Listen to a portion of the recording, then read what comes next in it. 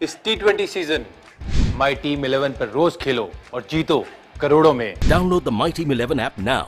This game may be habit forming or financially risky. Play responsibly. नेता प्रतिपक्ष Rajendra Rathore डबुक airport से भीलवाड़ा जाते समय चित्तौड़गढ़ रुके। नेता प्रतिपक्ष बनने के बाद पहली बार चित्तौड़गढ़ पहुंचे राजेंद्र राठौड़ का चित्तौड़गढ़ विधायक चंद्रभान सिंह आकिया की अगुवाई में जोरदार स्वागत हुआ।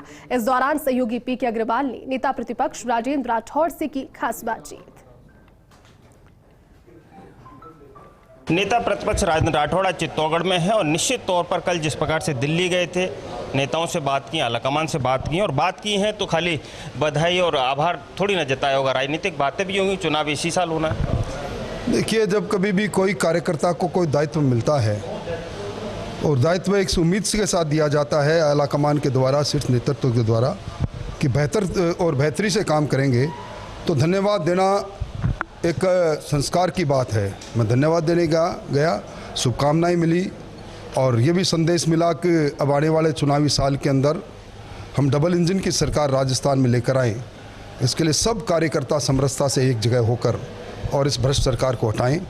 ये संकल्प हमारा भी है और हमारे नेतृत्व का हमें निर्देश भी, हम इस निर्देश को पूरा करेंगे।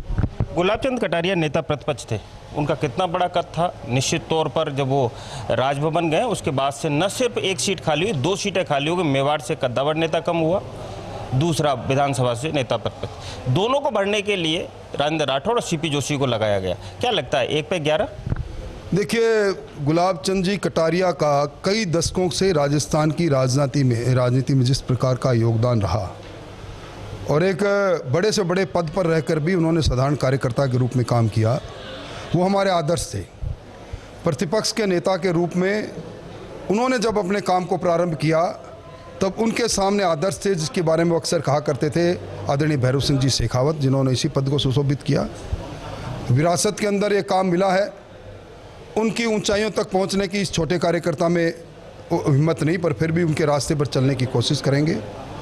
और मैं समझता हूं कि उनके पूरे उस जीवन में उनकी शुचिता और ईमानदारी की राजनीति के कारण से ही आज संवैधानिक प्रमुख बनाया गया उनको आसाम का।